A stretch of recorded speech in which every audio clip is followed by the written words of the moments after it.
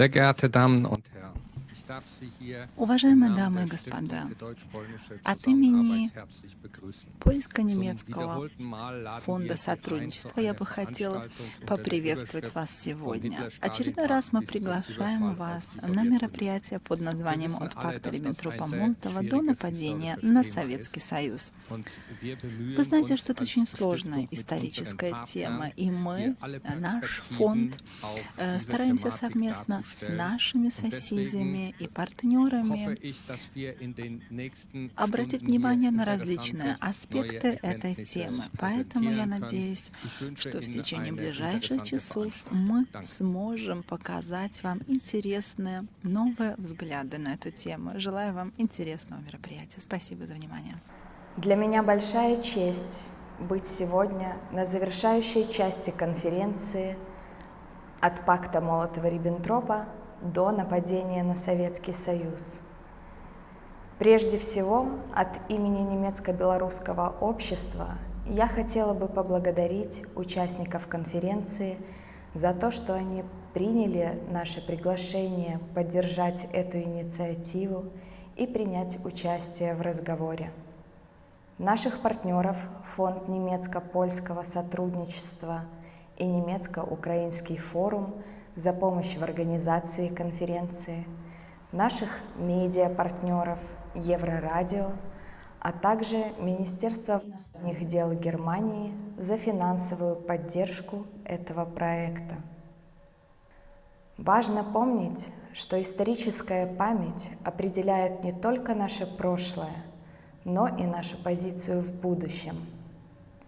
Стремясь к объективной дискуссии о Второй мировой войне, не стоит забывать об огромной сложности событий того времени и о разных точках зрения на произошедшее. Такие конференции, дискуссии и встречи помогают наводить мосты между народами, укрепляя взаимопонимание на почве общей истории и культуры. Я искренне желаю всем нам плодотворной работы, интересных выводов и, надеюсь, новых стратегий для сохранения не только исторического единства, но и многообразия культуры памяти.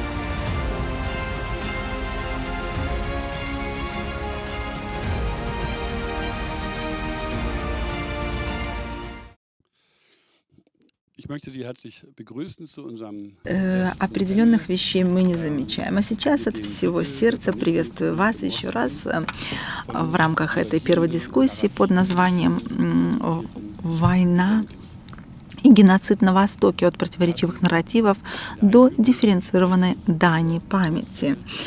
Вступительная беседа, которую мы провели с профессором Адамом Даниэлем Ратфельдом, касалась событий, исторических событий и памяти вообще в XX веке. Но сейчас мы бы хотели подробнее обратить внимание на отношения в 1939-1941 годах, то есть начиная с пакта Риббентропа-Молотова до нападения на Советский Союз. И здесь у нас был огромный масштаб насилия и на части оккупированной Польши, и на части оккупированной Германии, где война и геноцид вообще начались. Ну и начиная с 17 сентября, то есть с момента атаки Красной Армии востока Польши, Красная армия заняла практически половину межвоенной Польши. Там также проходила огромная оргия насилия, касающаяся советизации тех территорий.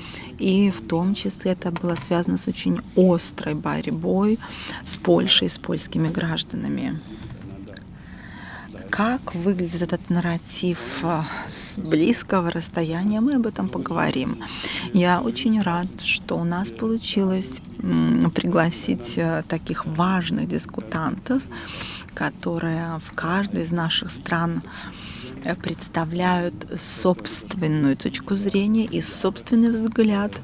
Господин кандидат наук Лукаш Каминский, 4 года он руководил ИПНом, Польским институтом национальной памяти, здесь, в Варшаве. Это институт, учреждение, которое очень широко сотрудничало с учреждениями соседних государств, в том числе и с Германией, поэтому я очень рад, что у меня есть возможность сегодня с вами встретиться. Господин Антон Дробович приехал к нам из Киева. И сейчас он также является представителем Украинского института национальной памяти и расскажет нам об украинской точке зрения, а также о понимании и о видении того периода, о котором мы сегодня говорим. История, о которой мы сегодня разговариваем, для многих, особенно если говорить о 3 поколениях вспять, нам часто казалось, что это вещи, которые давно уже прозвучали, не актуальны, однако это все еще важно для идентичности, для чувства собственной ценности государств Центральной и Восточной Европы, также для России, хотя сегодня Россия не представлена никакими отдельными людьми, но она постоянно где-то там звучит на фоне. Также приветствуем господина Дмитрия Новикова, который вот уже несколько лет является председателем Европейского радио для Беларуси, который вещает из Варшавы, вещает на Беларусь, и это человек, который был воспитан на Востоке. Хотя я тоже воспиталась на Востоке, я знаю, насколько важной была информация на Западе в то время. И можно сказать, что похожую функцию выполняет сегодня Европейское радио для Беларуси, вещая из Варшавы, и Белсат, то телевидение, которое также вещает из Польши. В принципе, очень жалко, что не было такой возможности, чтобы Германия и европейцы восприняли бы это как совместное задание. Я орудовал в пользу того, чтобы те задания, которые осуществляются в задании, софинансировались и Европой. Также еще раз благодарю вас за присутствие. Это будет белорусский голос в этом хоре. И последняя, но не менее важная участница, госпожа профессор Клаудия Вебер, которая, к сожалению, сегодня только по интернету с нами связывается, поскольку забастовка машинистов и железнодорожников не позволила ей к нам прибыть. Но коронавирус привел к тому, что географическое расстояние мы преодолеваем иным образом, поэтому спасибо вам, госпожа Вебер, что, несмотря на то, что вы не присутствуете лично, однако вы являетесь таким украшением нашего мужского круга. Поэтому, конечно, это определенный противовес тех мужчин, которые здесь присутствуют. Я бы хотела начать с вашего высказывания, госпожа профессор, поскольку я говорила о том, что в немецкой перспективе пакт Риббентропа-Молотова не играет большой роли в современном видении истории. У нас была годовщина нападения на Польшу. И в этом году, в принципе, вообще это не было обозначено какими-то серьезными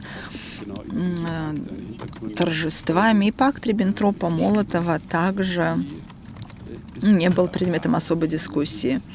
И в книге, которую вы написали, как выглядит с вашей точки зрения, с перспективы вашего опыта в сегодняшнем свете, как выглядит эта немецкая перспектива в контексте того, какую роль сыграли те исторические значения, роль которых вы постоянно подчеркиваете. Большое спасибо за вопрос, а также за то, что в этом составе я могу участвовать в дискуссии с вами. Прекрасна та техника, которая позволяет нам настолько эффективно работать. Это должно было быть мое первое путешествие после периода эпидемии. Я с огромным удовольствием приехала бы в Варшаву, но, к сожалению, сейчас мне это не позволила сделать забастовка. Возвращаясь к теме, действительно, я написала книгу, которая была опубликована в 2019 году. И сразу же в начале стоит сказать о том, что это не очень приятное чувство, когда говорится о пакте Риббентропа-Молотова. И эта тематика в немецкой историографии очень редко обсуждается. Это стало мотивацией для меня. Мотивацией для того, чтобы заняться данной темой. Конечно, я бы не хотела таким образом сказать, что в Германии вообще не занимаются этой темой. Но мой тезис был таков, что в Германии также иконография, фотографии Риббентропа в Кремле со Сталиным и Молотовым, это известно. То есть сам пакт Риббентропа-Молотова, он, конечно же, известен в историографии Германии, но 22 месяца практики, то есть сотрудничества, немецко-советского сотрудничества тайных служб между НКВД и СС, а также последствий пакта Риббентропа-Молотова для всей Европы и для нарратива Второй мировой войны. Здесь я должна сказать, что по сей день вплоть до нашей действительности, до сегодняшнего дня у нас есть чувство дискомфорта, то есть тематика этого вопроса, обсуждение его в 90-е годы, по моему мнению, было намного более открытым, более искренним. И сейчас этот дискомфорт снова нарастает, когда мы об этом начинаем говорить, что, конечно, нехорошо, поскольку много вопросов с точки зрения научных исследований в немецко-советских отношениях, многие вопросы остаются невыясненными. И особенно, кстати, в контексте годовщины в этом году немецкого нападения на Советский Союз говорится о том, что в отличие от того, что было в 90-е годы, сегодня мы находимся в фазе определенного переломного момента в контексте геополитики не только с момента катастрофы в Афганистане. Афганистан еще раз показал нам, насколько хрупок Запад, если можно так сказать. Но и эта переориентировка геополитики, она связана в том числе с новым толкованием исторических событий, и это, мне кажется, видно очень четко. До того, как я перейду до 80-й годовщины, действительно мы имеем дело с такими игроками, как Китай, Россия, которые в какой-то степени очень мощно, как мне кажется, делают вызов европейскому историческому нарративу. Я думаю, что по отношению к Китаю даже не буду затрагивать этой темы, это не наша, мы этого сегодня не обсуждаем, но 5-метровый памятник в Тревире, памятник Марса в Тревире, в связи с 200-летием рождения Карла Маркса, в 2018 году, и да, это было 200-летие. А в любом случае, в течение последних недель в нашем контексте было 80-летие плана Барбаросса. Мы также заметили, что с российской стороны есть два направления, которые презентуются. В 1941 году, до 1939-го, то есть пакт Риббентроп-Молотов, он был прелюдией собственно, к войне. И Великая Отечественная война, и российский нарратив, он также старается европеизировать эти взгляды. То есть фаза Второй мировой войны, она очень важна. Она, да, начиналась в 1941 году. И это определенный фронт, если говорить о чувствах по отношению к 1939-1941 году. Например, мы видим это в странах Прибалтики. И для меня это было удивительно, как Путину получается благодаря статьям, например, в газете Zeit, передавать немецкому общественному мнению именно в контексте этого важного периода Второй мировой войны собственные мысли. И поэтому я считаю, что то, что мы занимаемся пактом Риббентроп-Молотов, это снова же очень важно. И я не очень охотно вижу, что это воспринимается как историческая тема. Это также, я думаю, связано и с теперешней политикой, геополитикой. И я обращаюсь к вам, господин Каминский. Мы находимся в Варшаве. Варшава в Польше. Польша — та страна, которая в результате пакта Риббентроп-Молотов пережила очередной раздел. И это травма для польской идентичности, для польского чувства национальной идентичности.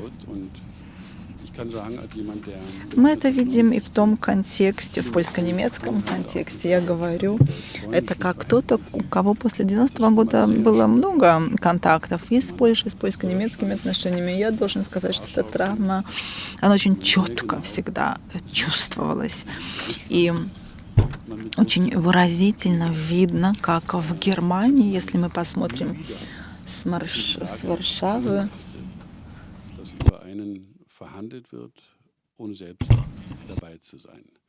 то есть что нужно сделать, чтобы никогда больше не оказаться в такой ситуации, когда речь идет,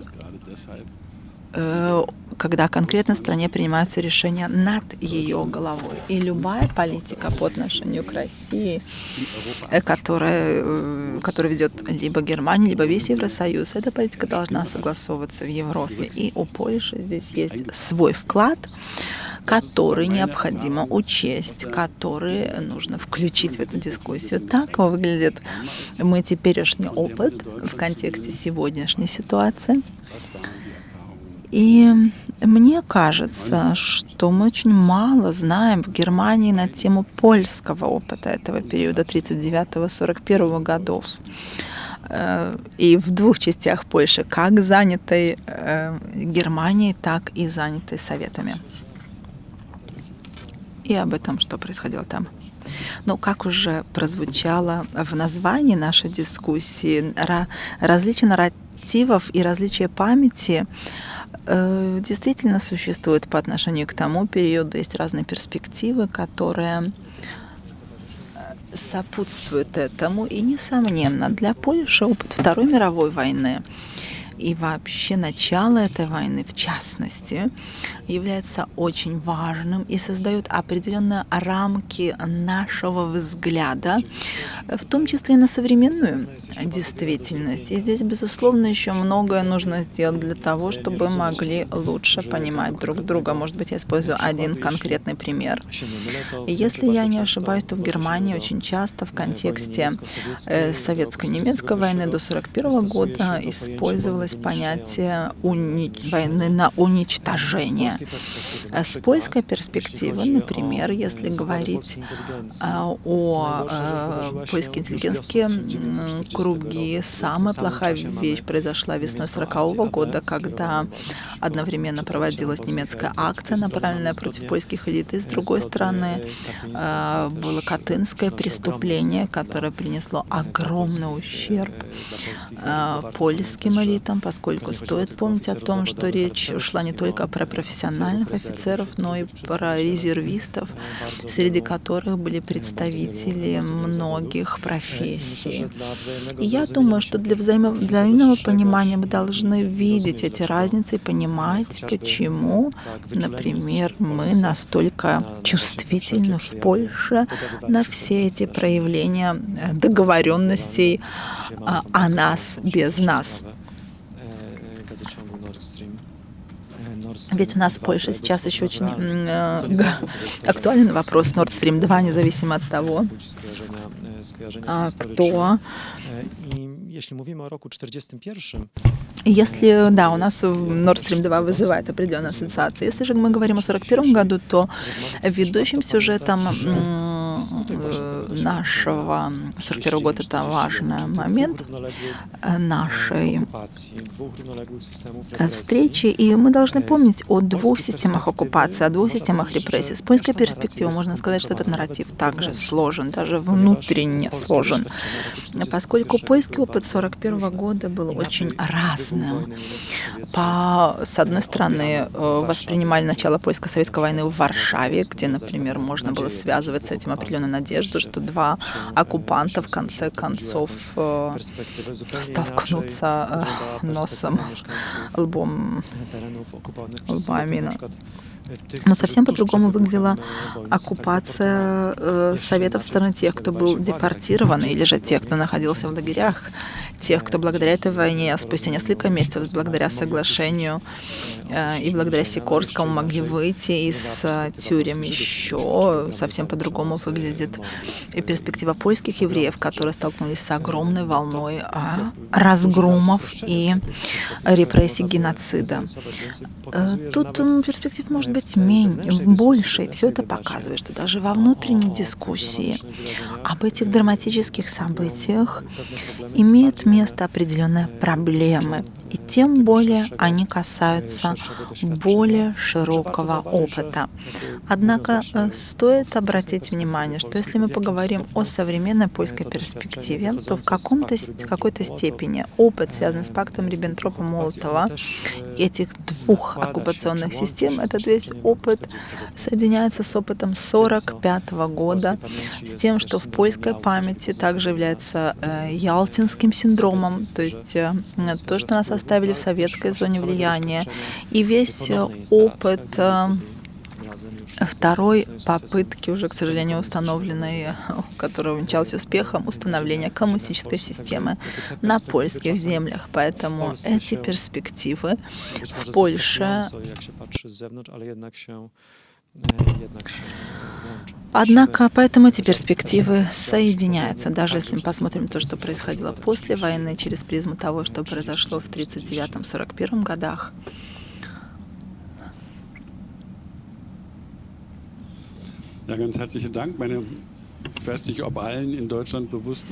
Большое спасибо. Не знаю, все ли в Германии понимают все то, что восточная граница, граница Польши, которая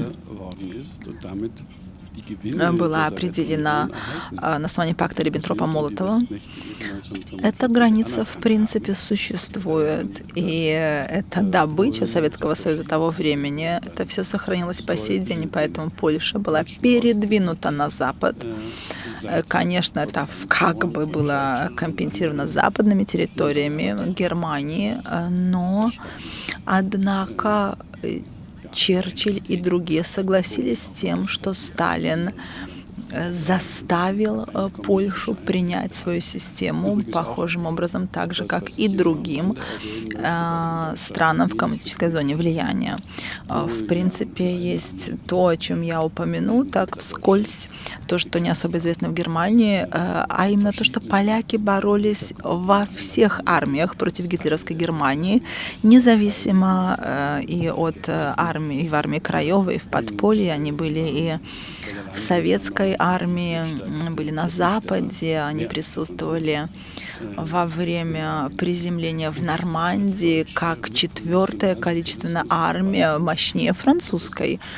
Поэтому нас, немцев, они освобождали от национал-социализма. И по сей день еще не было такого, чтобы при случае годовщины завершения Второй мировой войны была бы приглашена польская сторона, что было бы очень полезным. Наверное, это весь мой комментарий. Я бы хотела обратиться к господину Новикову, Беларусь.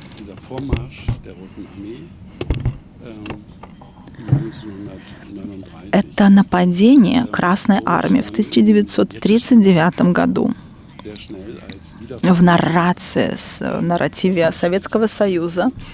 Это очень быстро назвали объединением в контексте Беларуси. И по сей день это выглядит именно так. Теперешний президент,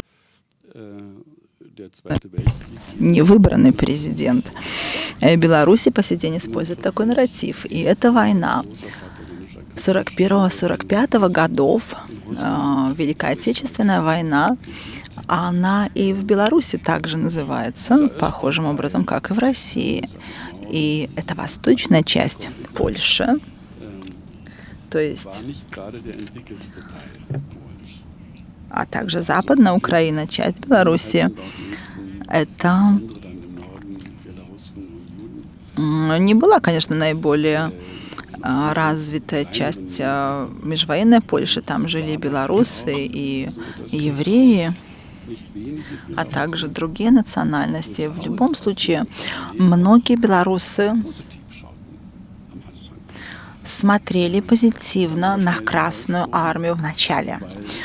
Но очень быстро пришло разочарование, поскольку оказалось, что этот вход, это вступление Красной Армии был не освобождением, а началом советизации.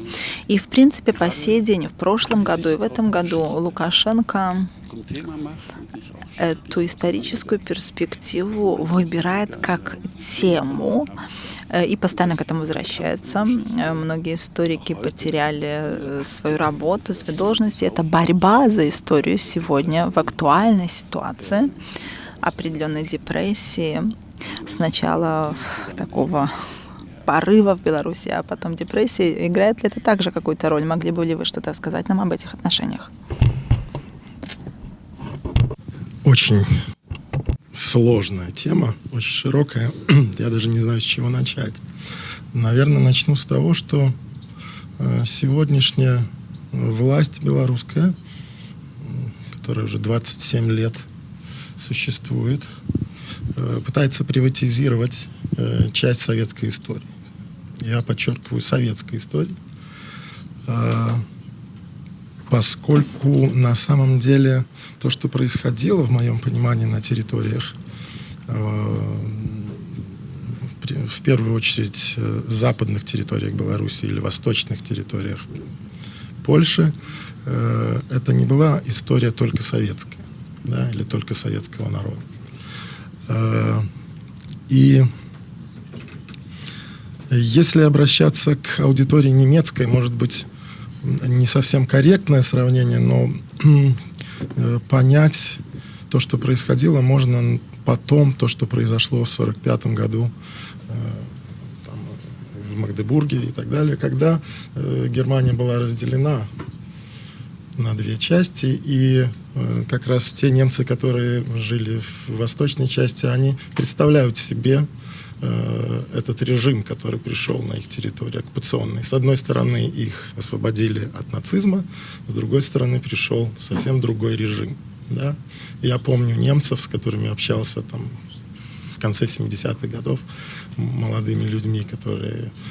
для них было тоже очень тяжело. Да? С одной стороны, дружба между Советским Союзом и ДДР, Deutsche Demokratische Republik, да? А с другой стороны, вот эта вот память, которая осталась, да? То есть оккупанты, которые находятся в Беларуси, это, возможно, немножко выглядит иначе, поскольку она была разделена тогда, она сегодня страшно разделена, это большая проблема. Может быть, не пополам, но как минимум на 3 части, да, разделена. Есть вот это вот советская, есть вот это вот не советская, которая стремится вперед, к демократии, к развитию. Вот. Есть те, которым не важно, что происходит, которые просто хотят жить, и вот эта вот обаяковость, это по-русски, как это, когда люди просто не хотят принимать решения, их не интересует, что происходит. Это все вместе один большой сложный такой клубок. И надо понимать, что все-таки для меня лично война началась в 1939 году, потому что часть земель восточных перешла, в конце концов, тех территорий, просто расширилась на запад. Да? И Беларусь через это, соответственно, получила возможность получить свою государственность в дальнейшем. Да? И на этом пытаются сегодня спекулировать, потому что это был непростой процесс, это был выбор между советской фактически оккупацией, получением, то есть отсутствием гражданских свобод, а получением государственности в перспективе. Да? И вот тут возникает большой конфликт. Вот этот выбор, да? Что важней. Да? К сожалению, мы находимся вот в такой ситуации сегодня, и до сих пор общество разделено.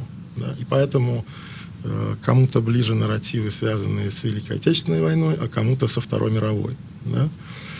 На самом деле, для меня, то есть и те, и другие имеют право на это, потому что их семьи участвовали в этом, но надо открыто ставить вопрос.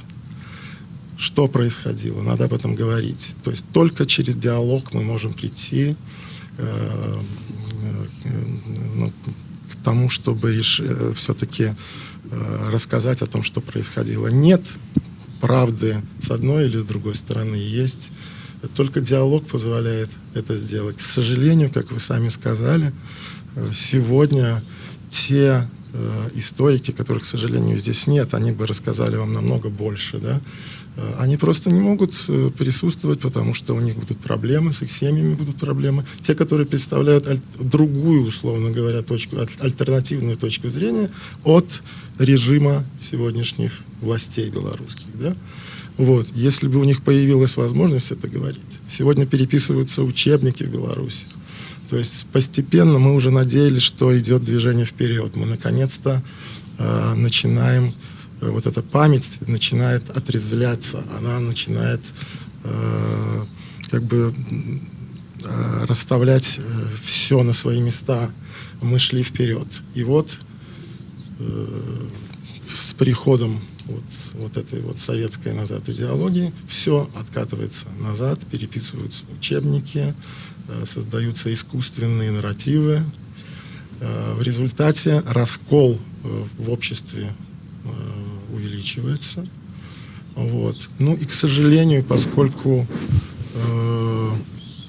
в таком контексте, в общеевропейском, огромную роль в этом всем играет в том числе Россия, то вот эти нарративы, они активно идет промоушен этих нарративов на территорию Европы, что раскалывает Европу постепенно, что выгодно, да, чтобы расколоть Европу.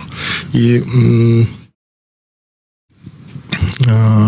так как пакт Молотова-Риббентропа в какой-то степени расколол Европу когда-то, так сегодняшнее, то, что происходит, тоже постепенно начинает Европу раскалывать. Это играет на руку России. И я, честно говоря, не знаю, что с этим делать, кроме вот этого вот открытой дискуссии, которую вы, собственно говоря, и представляете сегодня. И это очень здорово.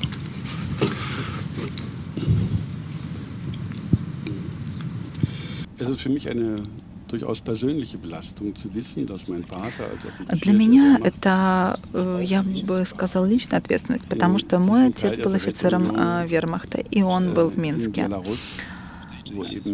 в этой части Советского Союза, в Беларуси. А ведь там погибло 1/4 населения. Там также имели место ужасные военные преступления. И даже если он не участвовал в преступлениях, и я на это надеюсь, то ведь он был частью этой махины, которая это осуществляла.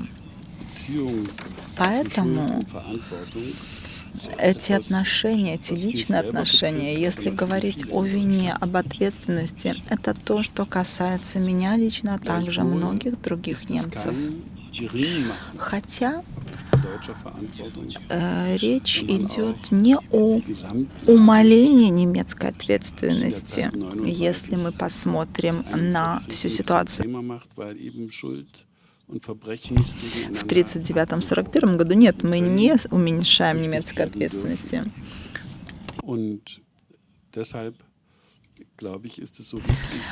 Да, мы не хотим уменьшать чувство вины. Мы не хотим этого преуменьшать. Мы хотели бы честно поговорить об этом, и тогда мы будем в состоянии спросить, а какое это имело значение для конкретных людей. И сейчас я перейду к очередному выступающему из Украины, господин Дробович. Вы приехали к нам из демократичной Украины, Украины, которая уже оставила за собой нарратив Великой Отечественной войны. И сейчас, занимаясь опытом Украины на Западе, на Востоке, можем сказать, что этот опыт был разным. И, насколько я знаю, это и далее процесс дискуссионный. Но я бы хотела услышать кое-что на эту тему и буду вам благодарен за это. Спасибо. Перш за все, я би хотів підкреслити, що повнота відповідей на запитання конфліктних наративів, пов'язаних з Україною і Польщею, Росією і Україною, Росією і Польщею, Німеччиною і Польщею, Німеччиною та Україною, а також рядом Балтійських країн і обов'язково Білорусі, не можна зрозуміти і вирішити, якщо не переміститися трішки раніше в часі. А саме на початок століття, виникнення Радянського Союзу. Як взагалі виникли території Радянського Союзу і Радянські Республіки. Тому що саме там лінія Керзона, одна історія, як демаркувалася, розвал Російської імперії, і невеличкий спалах на 5 років національних рухів в Україні, в Білорусі, в Польщі, в Латвії, Естонії. У кожної своя історія зі своїм виходом. І тоді багато цих країн в Польщі вдалося тоді, в тому числі за допомогою військ Української Республіки, яка з 1917 по 21 рік намагалася утвердитися як незалежна республіка. Польщі, наприклад, вдалося побудувати республіку і незалежність, і навіть відбити напади Червоної армії, і не дати поширитись революції, так званій, на всю Європу, і відстояти свою незалежність. Україні тоді не вдалося. Тобто Україна створила державу, проголосила, були міжнародні угоди, посольства в десятках країн світу, але потім більшовицькі війська знищили Україну. трагедія полягає в тому, що в самих цих більшовицьких військах, хоча, звісно, локомотивом були росіяни і ленінська вся ця історія, було дуже багато українців. Які також, і це те, про що абсолютно сказав слушно білоруський колега, ми тоді теж вибирали частина нашого суспільства, людей, які були етнічними українцями, вірили в Україну, мріяли про Україну, хтось в якийсь момент здався і сказав, окей, хай буде Совєтська Республіка. І вони тоді поступилися і отримали суб'єктність політичну, але фейкову. Тому що Ленін і компанія обіцяли, що це буде рівні республіки союзні, але це була брехня. Вони не мали суб'єктності. Польща відбилася і мала суб'єктність. Україна, Білорусь і так далі втратили суб'єктність за цими радами, за ширмою цих рад. І це просто надзвичайно важливо, щоб зрозуміти ситуацію в Східній Європі. Якщо з цього не починати, тому що саме тут лежать протистояння між Україною і Польщею, яка в історичній площині точиться до сих пір. Саме тут розуміння ситуації з Білоруссю, саме тут розуміння ставлення, знову ж таки, Литви, Латвії, Естонії до вторгнення Радянського Союзу до них. Саме тут розуміння ставлення поляків на атаку Радянського Союзу в спину їм 17 вересня 1939 року, через трошки більше, ніж 2 тижні, як нацистська армія громила польську армію. Поляки відчайдушно захищалися. Надзвичайно сміливий захист. Вони боролися. І тут інша імперія тоталітарна б'є в спину. І Європа про це сьогодні дуже часто забуває. А чому забуває? Відповідь в метанаративі, великому метанаративі. Дуже простому. Були хороші хлопці і погані хлопці в Другій світовій війні. Хороші хлопці, а хто це? Альянс, союзники, перемогли поганих хлопців, нацистів і їх союзників. Але проблема в тому, що ці хороші хлопці, якісь хороші хлопці здались і щось там не зрозуміло, чим займалися, і тільки самі сміливі з них були в спротиві. Інші хороші хлопці допустили цю війну, благословляючи Гітлера з'їдати по шматку. Треті хороші хлопці дійсно були самі хороші, сиділи дистанційно і включилися у війну, коли вирішили, що вже пора. Дуже складна історія. Етично дуже складна історія. Це не А четверті хороші хлопці 2 роки були союзниками з нацистами. Замовчували Голокост. Ми от нещодавно відкрили виставку про ленд-ліз і ціна перемоги, зброя перемоги. І один з перших банерів був перелік того, що Радянський Союз поставив нацистську Німеччину перед 41-м роком. Такий собі ленд-ліз від Сталіна до Гітлера. Всі ці речі майже невідомі, не дискутуються, бо це проблемна історія. Тут не виходить чорне і біле. Але це чорне і біле було дуже вигідно всім довгий час. Радянському Союзу, звісно ж, тому що треба було якось неудобно как-то получилось. 2 роки були союзниками нацистів. Неудобно, да. Ну, правда така. І Росія не може нормально на це реагувати, на ці 2 роки зараз. Бо Росія взяла ідею Радянського Союзу, взяла пафос перемоги в Другій світовій війні собі на знамена, і їй ці 2 роки нікуди не вписуються. Тому міф про Велику Отечественну війну починається з 41-го. Бо як тільки додаєш 39-й і 40-й, як-то вже якось незручно виходить. Це важливо розуміти, це такий контекст.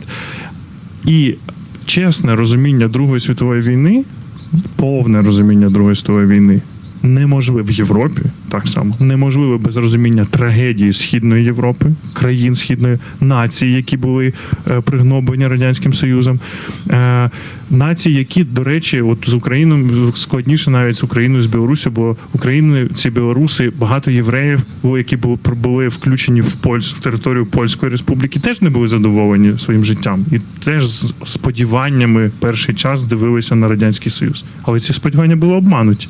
В Польській Республіці, так, не дивлячись на пацифікацію, дискримінацію, українців і євреї, наприклад, на Галичині не почували себе комфортно в Польщі. Багато хто висловлював незадоволення. Але коли вони хлібнули радянської влади, вибачте мене, це окрема історія. І різниця в тому, що наратив, який ніс Радянський Союз для, наприклад, Західної України, був: да, ми об'єднуємо, золотий вересень, цей міф, до речі, ми випустили вчора ролик, я передав організаторам лінк, якщо буде можливість його показати. Це 5-хвилинний ролик, який розказує про цей міф про золотий вересень. Це штамп радянської пропаганди про те, як під керівництвом товариша Сталіна воз'єдналася Україна і так далі. Хоча з точки зору міжнародних відносин напад Сталіна на Польщу в спину 17 вересня 1939 року це було порушення міжнародних угод. Ми зараз в Україні, ми не задоволені, звісно, тим, що після 21-го року пакта, після того, як Пілсудський і Радянський Союз підписали, Радянська Росія підписали цю угоду, Рижський мір, ми не задоволені. Ми вважаємо, що це несправедливо, нам було погано, і ми втратили свою державність. Але це було юридично закріплено і визнано в Європі.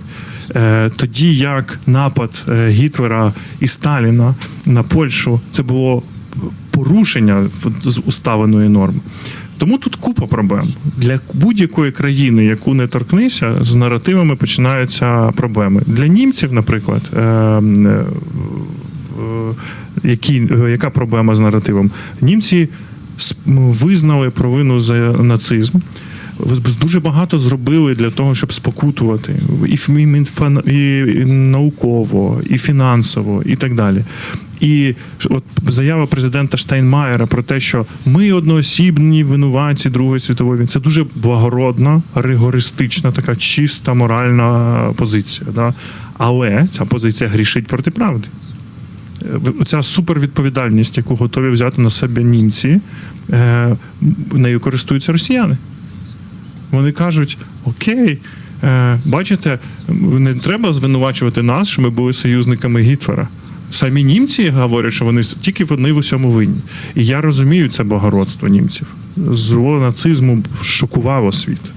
Але для таких країн, як Україна, Білорусія, Латвія, Естонія, Литва, з цієї фрази починається дуже страшна історія. І Польща, до речі, теж. З цієї фрази починається дуже страшна історія, тому що всі злочини радянської комуністичної системи, вони тут же ховаються в тінь. Проблема ще в чому? Що з одного боку Україна виграла від післявоєнного поділу світу і після Другої світової війни, тому що ми дійсно отримали кордони, але і російська пропаганда всіляко нам підкреслює: ви не можете критикувати пакт Молотова-Ріббентропа, бо ви через цей пакт отримали свій кордон з Польщею. Мовляв, це чесний кордон, бо там етнічні землі українські. Білоруси так само, мовляв. Але тут є одна брехня, дуже важлива. Ні білоруси, ні українці, ні поляки не отримали свій кордон в результаті пакту Молотова-Ріббентропа, а тільки в результаті воєнних Тегеранської, Ялтинської і потім повоєнних домовленостей, в тому числі формальних домовленостей, які укладав Радянський Союз і Польща. І також завдяки від 7 до 8 мільйонів українців, в тому числі 1,5 мільйона українських євреїв, які загинули в Другій світовій війні, на моральному відчутті цієї втрати базується наш кордон. Тільки так. Так само з польсько-німецьким кордоном. Це не якісь там сомнітельні договоренності. І от коли ми чітко говоримо про післявоєнний уклад світу, ми не злочином буде говорити, що це, бачите, лінія Керзона освящена пактом Молотова-Ріббентропа. Ні, пакт Молотова-Ріббентропа не створює ніяких юридичних підстав, бо він був порушений. І тільки після війни був утверджений. І так далі. Що я тут би хотів... Тут довго можна говорити, у мене тут цілий склад проблем, плюс ви підняли неймовірну кількість з них. Я єдине, що чітко можу сказати, що зараз існує дуже загрозлива тенденція в світі, що деякі країни, от я буквально нещодавно мав розмову з одним дипломатом, казав мені: ми знаємо, що на події можна дивитися широко. Але нам це не потрібно, сказала ця людина. Нам потрібно вузько. Нам цього достатньо, бо воно відповідає нашим інтересам нашої спільноти. От я закликаю нас бути дуже обережним, бо з такого вузького погляду народжуються дуже небезпечні речі. Оце широкий погляд, який ви пропонуєте, за який зараз в Росії можна сісти у в'язницю, бо закон такий прийнятий. Не за який в Білорусі можуть виникнути проблеми, за які в Україні поки що дискутуються вільно, але теж є сили, яким не подобається, що ми говоримо Друга світова, Велика Отечественна, яка різниця і так далі. Тому давайте триматися оцього відкритого, чесного діалогу.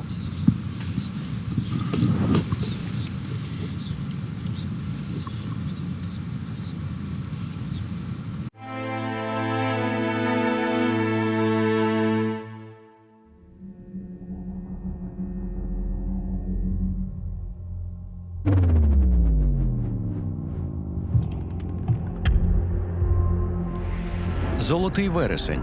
Так в СРСР величали події осені 1939 року, коли Західна Україна та Білорусь були включені до Сталінської імперії.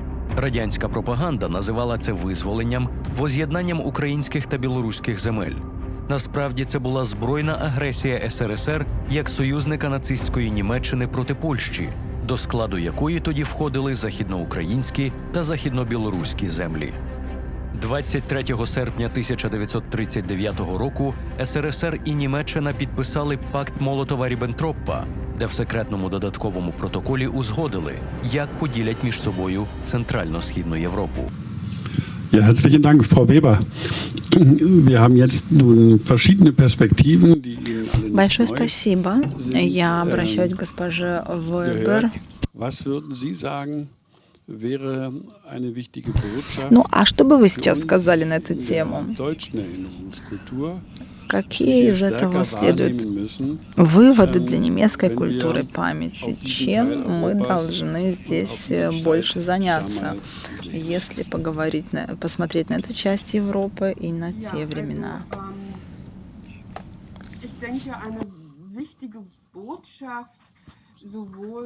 Я считаю, что важным месседжем как для немецкой политики памяти, а также для историков, поскольку мы говорили о таком беспокойстве. И мы здесь должны подойти к этому следующим образом. Мы должны подойти к этому релативно и посмотреть на всю эту сложную историю и национал-социализма, и сталинизма, и в контексте стран на Востоке, в контексте прибалтийских государств. Мы не хотели бы здесь уменьшать немецкую вину. Мы должны скорее заниматься не только преступлениями нацистов. Мы не можем исключить и советскую историю из этого контекста. Конечно, я могу понять, что есть такое опасение относительности. Я также это исследовала в своих научных работах. Я думала, что же произойдет, если я, немка, буду заниматься сотрудничеством между сталинизмом и гитлеризмом. И необходимо сказать, что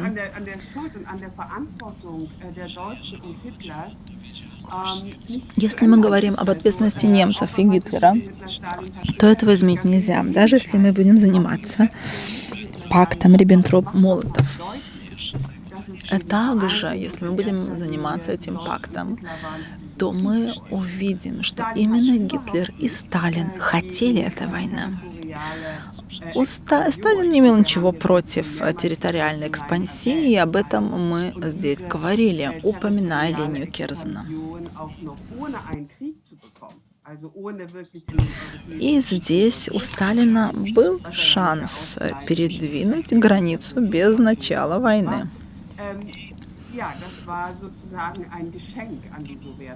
И это просто был подарок Советскому Союзу.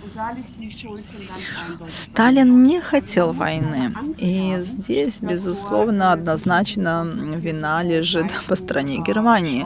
И мы действительно не должны бояться того, чтобы заниматься этими сложными темами.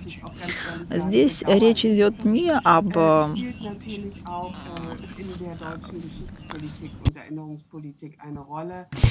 мы не хотим здесь как-то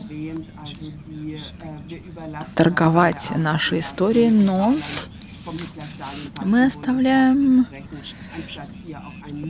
это часто политикам, и у нас иногда нет смелости, чтобы заниматься этой историей честно. И если я перейду, может быть, еще к очередному пункту предыдущего выступающего, здесь я вижу связь с этой относительностью. Россия и немецкая ответственность за войну. Здесь мы можем говорить о политике, об истории о Путине. Мы знаем, что он использует политику, историю как инструмент. Поскольку я уже упоминала об исторической политике Путина, а также о попытке говорить о Великой Отечественной войне 41-45 годов, то есть, да, это европеизируется, и это себя оправдывает. Также в связи с немецкой политикой памяти и чувством ответственности. Я, как академический преподаватель, университетский преподаватель, воспринимаю это критически. И необходимо сказать, что если мы посмотрим на пакт между Сталином и Гитлером, то он не уменьшает ответственности Германии за войну. И мы просто должны и дальше заниматься сложными темами. Таково было бы мое желание. Да, я также благодарю вас от всего сердца. На основании этого я могу сказать, что мы в том числе видим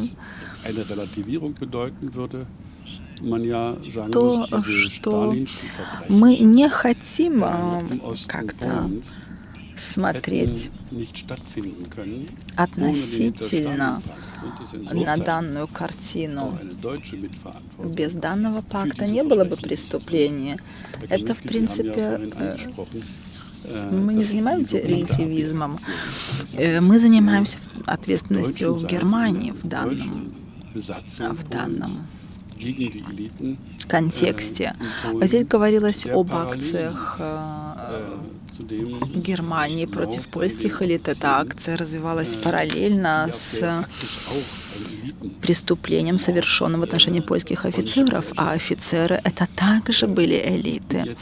И это снова же было преступление по отношению к польским элитам. Я не историк, который мог бы сказать, насколько это согласовывалось между сторонами, но это произошло параллельно.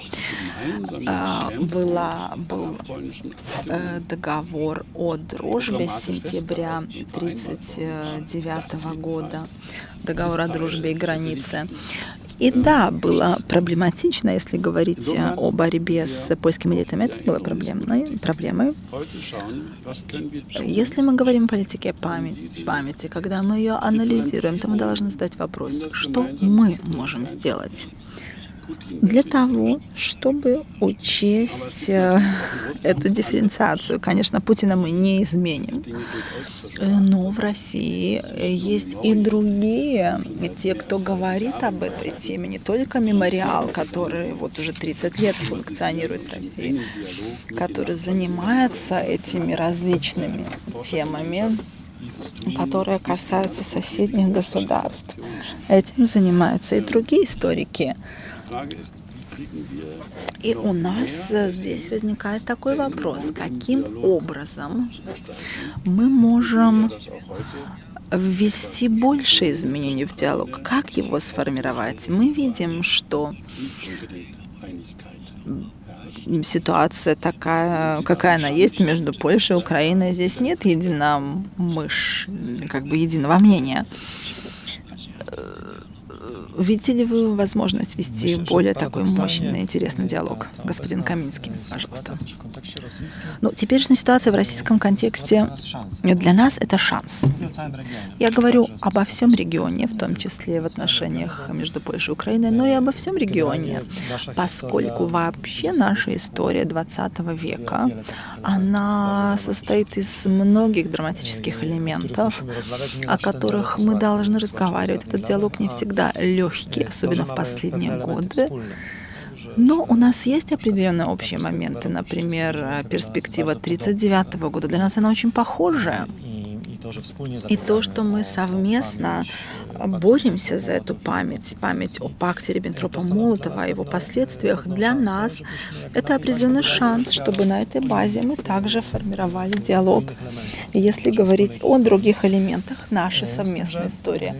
Однако, как я считаю, стоит в контексте двух этих перспектив нашего региона и России, а также внутри нашего региона, стоит помнить о том, чтобы мы не ставили слишком далеко идущих утопических целей. То есть нам не стоит стремиться к тому, чтобы наше видение будущего, наша память о Второй мировой войне была бы такой же, как российская, или же чтобы польская была такая же, как украинская, либо литовская. Нет, такого не будет.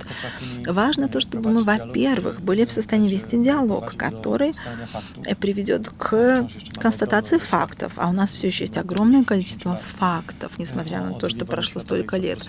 Фактов относительно Второй мировой, которые требуют констатации на базовом уровне. И относительно этих фактов мы должны ранее или позже дойти до взаимного согласия. Мы должны понимать, почему мы иногда по-разному эти факты толкуем. Потому что если мы этого не сделаем, то снова же в более широкой перспективе это будет использоваться. И мы это прекрасно видели в последнее время, например, в отношениях между Польшей и Украиной. Это попытка вмешательства со стороны России и, скажем так, выигрывания конфликта памяти, польско-украинского конфликта памяти. И как раз-таки сейчас это стоит использовать так, чтобы мы этого не оставили. Когда-то мы могли рассчитывать на то, что прошлое, оно уйдет. Со временем эмоции исчезают, уменьшаются, все выцветает. И проблемы истории перестают быть настолько важными. В современном мире это закончилось. В современном мире социальных СМИ, интернета, любая история постоянно может оживать. Жертвы всегда имеют голос. Этот голос, он в любой момент может вернуться. И это немножко утопийное мышление, что достаточно, чтобы прошло время. Что время — это достаточный фактор для того, чтобы эти раны зажили. Но в любой момент кто-то эти раны может открыть. И это, да, не всегда закончится поражением. То есть было бы неплохо, чтобы мы внутри Европы, мы как одно целое вели диалог и пробовали понять разный опыт, поскольку все чаще мы сегодня говорим о необходимости европейской идентичности. С моей точки зрения, невозможно заменить национальную идентичность, хотя идентичность, она многоуровневая, и одним из этих уровней может быть чувство сопричастности с европейским сообществом. И это может быть также частью и есть частью нашей истории. Поэтому мы должны искать то, что нас соединяет в совместном опыте, в совместной истории. И стоило бы также в этой общеевропейской перспективе помнить о Центральной Европе не только об опыте жертв и преступлений, но и сопротивления. Ведь сопротивление было защитой базовых ценностей, которые мы сегодня считаем европейскими ценностями. И если это будет замечено, то для нас всех, не только в этой части Европы, это будет вдохновением также в будущем для того, чтобы бороться с современными проблемами. История не завершена. История возвращается с очень мощными ударами, очень неожиданно иногда.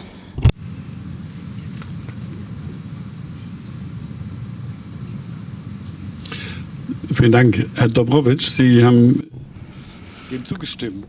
Большое спасибо. Я вижу, что, господин Добрович, хотели бы, вы согласны с тем, что было сказано, или вы хотели бы еще что-то добавить?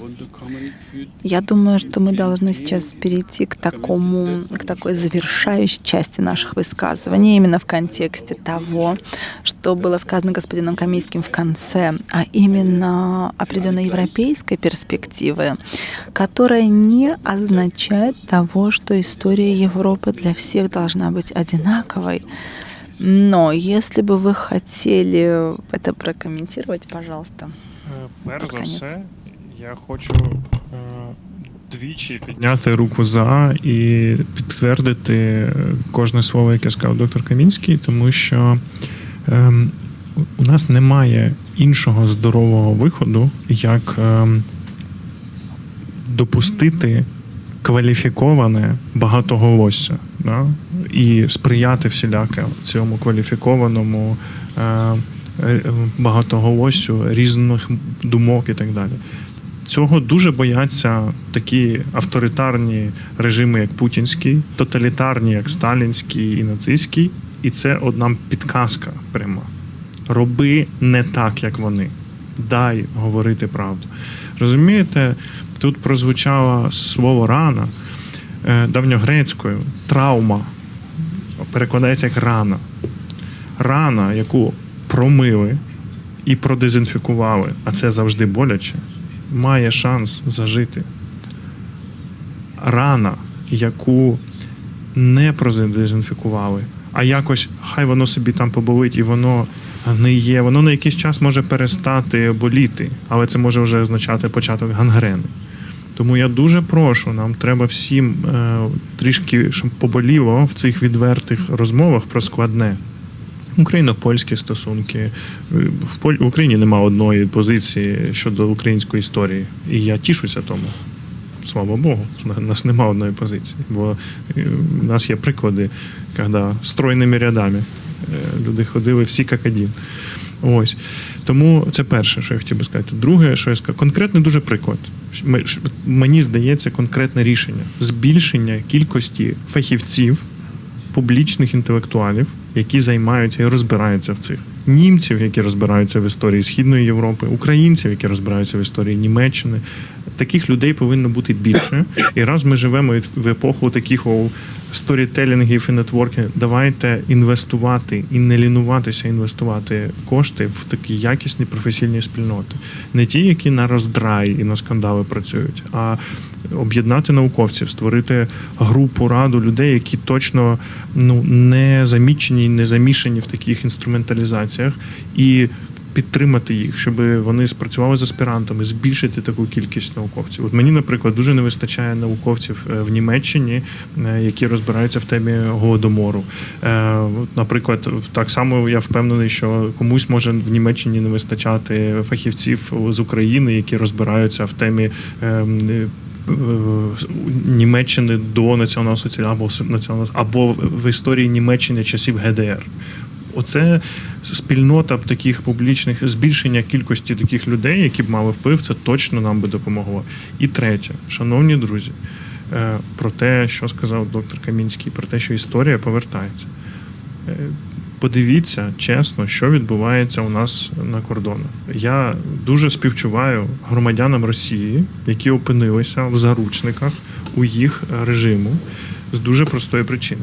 Все свідчить про зростання ксенофобії за останні декілька тижнів, гучні скандали про дискримінацію неслав'янських ліц, заборону виїзду, спроби дискредитації українців, що в загоні використання, до речі, Другої світової війни. Росіяни розказують, що був загін українських карателів, в якому чомусь тільки 2 українці і 12 росіян.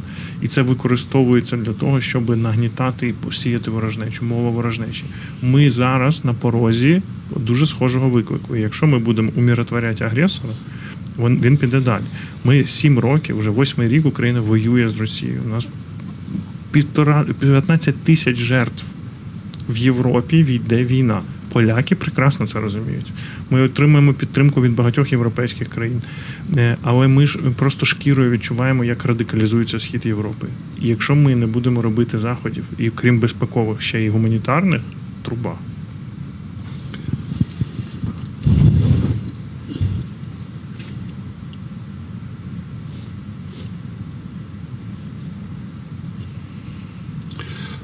Vielen Dank. Wenn wir zum Ende kommen, kann man sagen, dass es für ein europäisches Erinnern wichtig ist, die verschiedenen Большое спасибо. Opfergruppen Память. Да, важно, чтобы эти разные nebeneinander stehen группы zu lassen und sie alle in ihrem Leid anzuerkennen.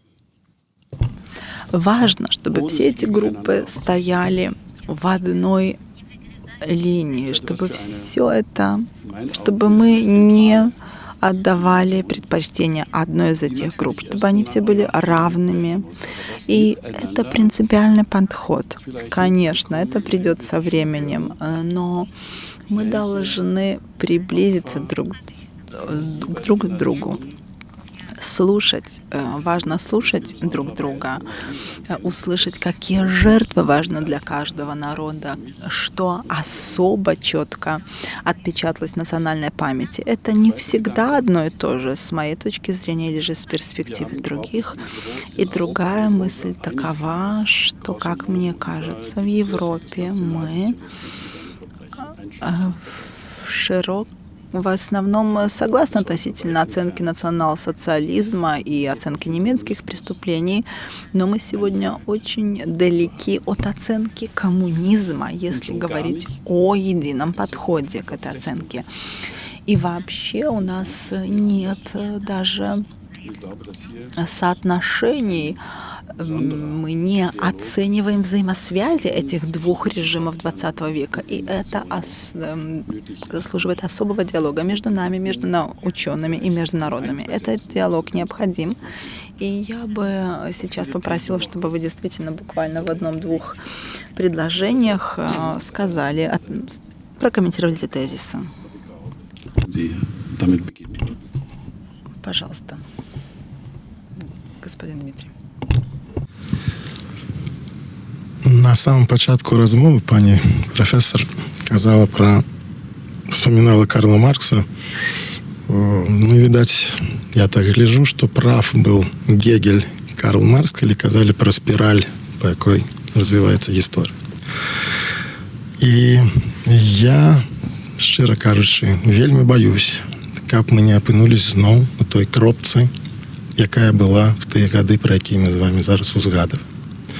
Тому, так як і мої суразмовцы зараз, я цалкам падтрымліваю, што яны кажуць, і я выступаю за тое, каб пашырыць такі дыялог, про які вы казалі, так. І мне не хапае тут яшчэ краінаў Балты да гэтага дыялогу, тому што яны таксама маюць, відаць, што сказаць пра гэта вельмі шмат.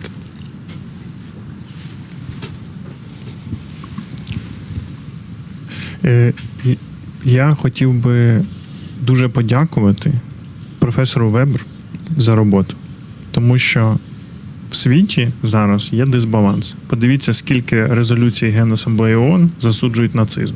І подивіться, скільки засуджує комунізм. І ви дуже здивуєтесь цій статистиці.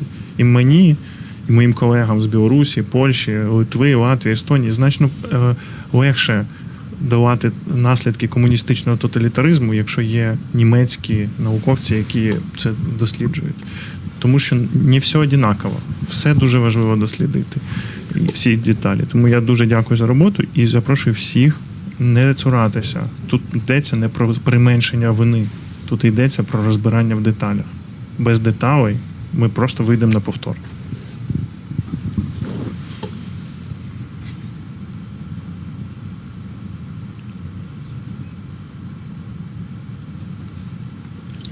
Frau Weber. Wenn Sie zu diesem letzten These noch kurz etwas sagen, bitte in 2-3 Sätzen. Ну, может быть, вы бы захотели, госпожа Вебер, сказать буквально пару слов в завершение. Я могу только поддержать предыдущих выступающих, сказать, что это была действительно очень трогательная дискуссия, которая затронула много важных пунктов. С моей стороны, смотря позитивно, мы говорили об этом многоголосии, об этом хоре голосов. И, в принципе, сегодня мы не можем найти одной культуры памяти. Мне кажется, что мы как раз-таки находимся на правильном пути к тому, чтобы это многоголосие позитивно учесть, так как история в 90-е годы обозначала следование западным образцам, но растущее значение государств на Востоке приводит к изменению ситуации. Мы постепенно идем в том направлении, что мы действительно серьезно учитываем это многоголосие и то, что иначе функционирует история на Востоке. И это вызывает позитивный отзыв. Поэтому я также за многоголосием и за учетом этого хора разных голосов. Память wymaga kilku czynników. Здесь необходимо помнить о нескольких важных факторах данной дискуссии, о людях, которые показывают, благодаря нашей дискуссии, что есть такие люди. Также, во-вторых, стоит говорить об институционализации. Если говорить о европейской перспективе, то 2 апреля 12 лет назад Европарламент призвал создать Европейский центр документации жертв тоталитарных систем, и это лишь декларация. Нам нужны такие места, в которых эти сложные, часто, но очень это сложно, очень нужно диалог вести, и также я надеюсь, что на европейском уровне это будет замечено.